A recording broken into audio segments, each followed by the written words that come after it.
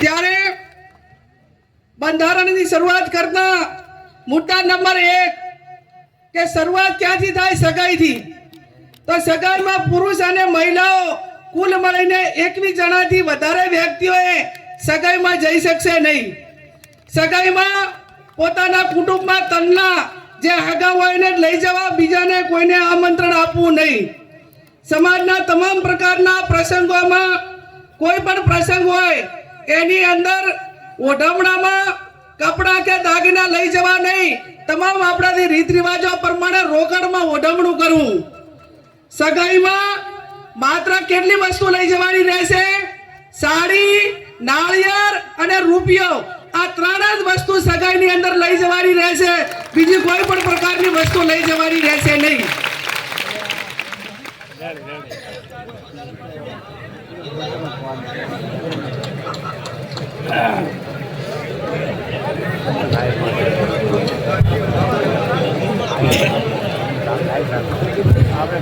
મુદ્દા નંબર 2, લગ્ન તારીખો નક્કી કરવા બાબત. ઘણા બધા સમાજો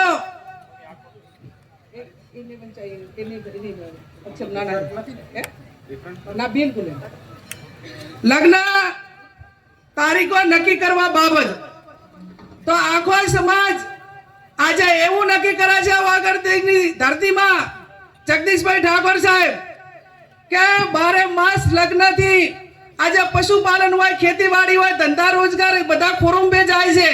અને સમય આવ્યો છે કે એક મિનિટ ઉપર દુનિયા ચાલે છે અને આપણને વર્ષોની મહિનાની કિંમત નથી. ત્યારે વર્ષમાં 2 માસમાં જ સમાજ જ્ઞાનીબેનને વિનંતી કે મુદ્દાનું વાંચન થતું હોય ત્યારે માત્ર મુદ્દાઓ જ વાંચશે, વચ્ચે બીજો વિષય નહીં લે. આપણે જે વાત નક્કી થઈ છે, વર્ષમાં 2 માસમાં જ સમાજના લગ્ન માટે તારીખો નક્કી કરવાની થાય છે.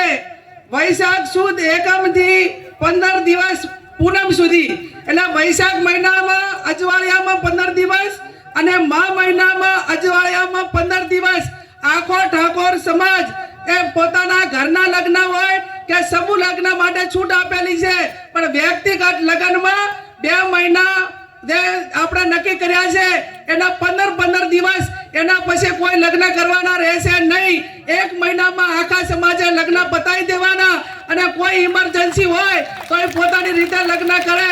બાકી 11 મહિના સમાજે ધંધા રોજગાર તરફ આગળ વધશે.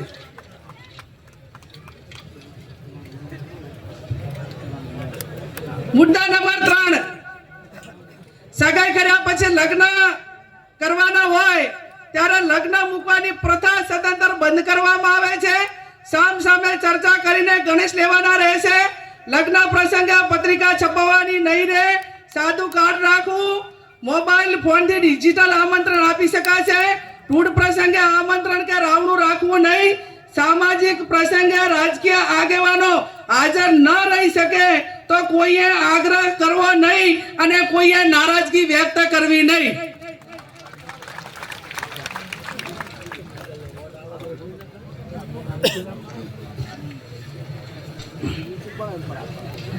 એના પછી જાન લઈ જવાના પ્રસંગે જાનમાં સનરૂફ ગાડી લઈ જવી નહીં. જાનમાં 11 થી વધારે વાહનો લઈ જવા નહીં. જાનમાં ગાડીઓની લાઈન લગાવવી નહીં. જાનમાં મહિલાઓ અને પુરુષો કુલ મળીને 100 વ્યક્તિઓએ જવાનું રહેશે. જે 10 વર્ષની ઉંમરનું બાળક હશે તે વ્યક્તિ ગણાશે. જાનમાં વધુમાં વધુ 2 ઢોલ લઈ જવાના રહેશે અને જાનમાં શરણાઈ લઈ જવા માટેની છૂટ આપવામાં આવે છે. બીજે કોઈએ લઈ જવાના નથી.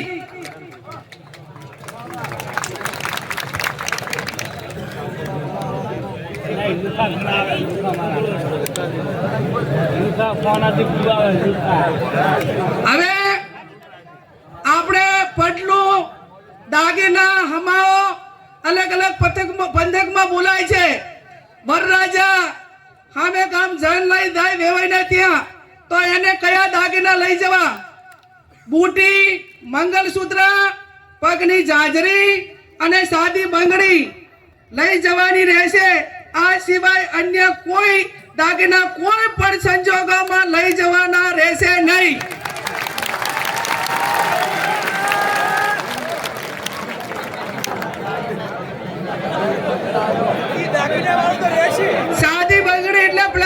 સોનાની બંગડી, અને જેને પૈસા ઘણા હોય વહુ પૈણીને આવે ત્યારે જેટલા તોલા પહેરાવવું એટલું પહેરાવજો.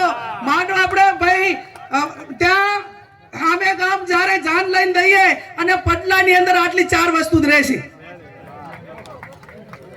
લગ્ન પ્રસંગે હલ્દી રસમ, એન્ટ્રી મારવાની પ્રથા, આ તમામ પ્રકારની રસમો બંધ કરવામાં આવે છે.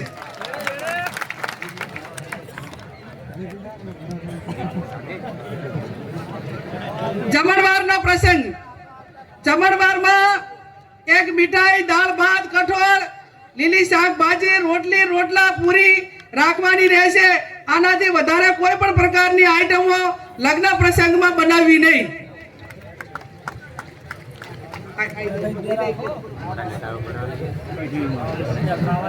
જમણવારમાં છાશ રાખવી હોય તો રાખી શકાશે. ઉનાળાનું હોય તો સાહેબ છાશ રાખવી પડે. હવે પછી આવ્યો મામેરાનો પ્રસંગ. નહીં આવે, મેં એ ટુ ઝેડ એના આધારે દીધેલી. નહીં એક પણ તમે લાઈક કરતા બધી આવે. આમ આ મોટા અક્ષર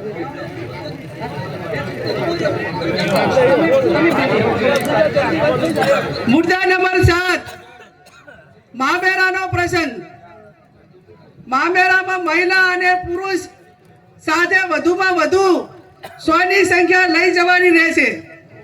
મામેરામાં વધુમાં વધુ તમામ પ્રકારના 11 વાહનો લઈ જવાના રહેશે. મામેરામાં કપડાની ઓઢવણી પ્રથા સદંતર બંધ કરવામાં આવે છે. તેની જગ્યાએ જે માંડવિયા હોય, જે આપણા પ્રસંગો હોય એ ઢાળા પ્રમાણે રોકડમાં ઓઢવણું કરવાનું રહેશે. મામેરામાં ઓછામાં ઓછા એ 11,000 અને વધુમાં વધુ જે ઢાલમાં મેળવાના એ 1,51,000 થી વધારે જાહેરમાં કોઈ રકમ મૂકી શકાશે નહીં. મામેરા પ્રકારમાં તમામ પ્રકારના દાગીના લેવા લઈ જવાની પ્રથા બંધ કરવામાં આવે છે. અને તમામને દાગીના લઈ દેવા હોય તો એ આગલે દાડે આપી આવે અથવા તો પછી અઠવાડિયા પછી બાકી ઢાલમાં એ દિવસે આ 1,51,000 થી વધારથી કોઈ પણ પ્રકારની રકમ એ વધારે જાહેર માંડવામાં કે ઢાલમાં મૂકવાની રહેશે નહીં.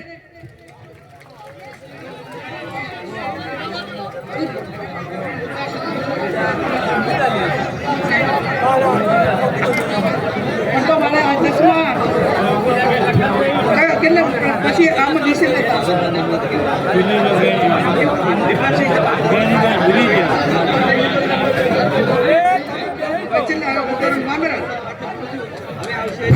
શાંતિ રાખીશું. હવે પછી મુદ્દાસર પુરગતનો પ્રસંગ કે પુરગતમાં બાટલું, લોટો, બેડું અને ફક્ત રસોડા સેટ આપવાનો રહેશે. ભેટમાં જે વાહનો આપવામાં આવે છે એ સદંતર બંધ કરવામાં આવે છે.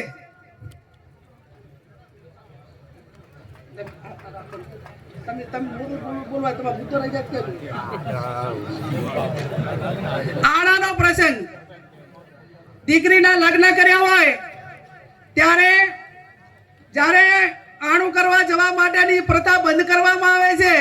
આપણા સમાજના રીત રિવાજ મુજબ કન્યાને સસરાના પક્ષમાંથી 2 વ્યક્તિઓ આવી અને તેના પિયરમાં મૂકી જવાના રહેશે. બોલામણા પ્રથા સદંતર બંધ કરવામાં આવે છે. બીમારી પ્રસંગે રાવણા કે અન્ય આમંત્રણ પ્રથા એટલે કે બોલામણા પ્રથા સદંતર બંધ કરવામાં આવે છે.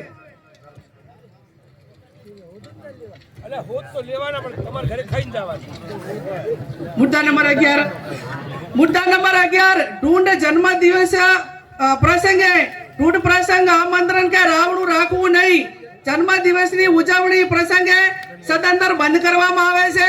જન્મ દિવસની ખુશી પેટે જે તે વ્યક્તિએ નજીકની આપણા સમાજની લાઇબ્રેરી હોય અથવા શૈક્ષણિક સંસ્થા હોય ત્યાં યથાશક્તિ ફાળો આપી શકશે. મુદ્દા નંબર 12, છૂટાછેડા બાબત. સગું કરતી વખતે બંને પક્ષોએ જોઈ વિચારી પક્ષોએ એકાબીજાના દીકરા દીકરીને સામસામે જોયા પછી સગું નક્કી કરવું. તેમ છતાં બંને પક્ષોએ કોઈ પણ પ્રકારનો મતભેદ ઉભો થાય તો ગામ કમિટી અને સમાજે સમાધાન માટે પૂરો પ્રયત્ન કરવો, પ્રયત્નો કરવા છતાં સમાધાન ન થાય તો ગુણ દોષના ધોરણે નીચે પ્રમાણે વ્યવહાર નક્કી કરવામાં આવે છે. સગાઈ માત્ર કરેલી હોય તો એનો 51,000 રૂપિયા અને 50% એ પૈકીની રકમ એ શૈક્ષણિક સંસ્થામાં આપવાની રહેશે.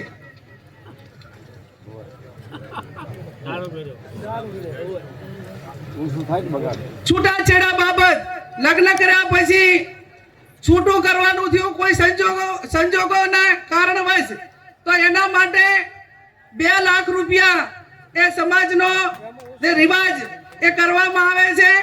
અને ત્રીજું, લગ્ન કર્યા પછી સંતાન હોય તો એના માટે કરીને 3 લાખ રૂપિયા એ આપણે સમાજનો રિવાજ એ નક્કી કરવામાં આવે છે. જે 2 લાખ રૂપિયા જે નક્કી કર્યા છે એમાંથી 50% રકમ એ જે તે શૈક્ષણિક સંસ્થામાં આપવાની રહેશે. અને 3 લાખ જે સંતાન હોય તો એ 100% રકમ એ જે તે સંતાનોના નામે મૂકવાની રહેશે. એમાં કોઈને ભાગ આપવાનો રહેશે નહીં.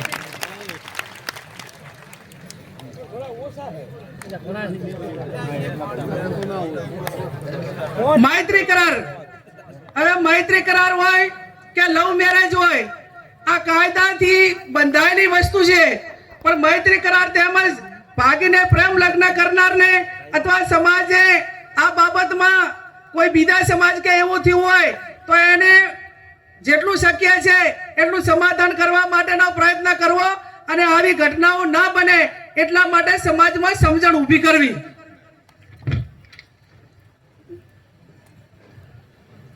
મુદ્દા નંબર 14, પ્રસંગોમાં નશાકારક વસ્તુનો ઉપયોગ કરવો નહીં. સમાજમાં કોઈ પણ સારા નરસા તમામ પ્રકારના પ્રસંગોમાં વ્યસન વાળી કોઈ પણ પ્રકારની વસ્તુ, ગોળી, બીડી, અફીણ, આ કોઈ પણ નશાના કોઈ પણ પ્રકારની બદીઓ એ લગ્ન કે આ પ્રસંગમાં ન વપરાય એવું પણ આજે સમાજ નક્કી કરે છે.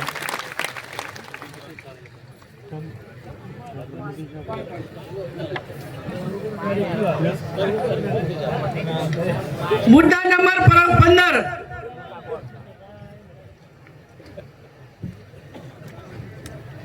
મરણ પ્રસંગે આપણા માતા પિતા કે કોઈ પણ વડીલ એ ગુજરી જાય અને ઉંમર લાયક હોય તો માત્ર મરણ પ્રસંગે ખીચડી, કઢી, તેલ અથવા ઘી વાપરવું, આ સિવાય અન્ય કોઈ વસ્તુ વાપરી શકાશે નહીં.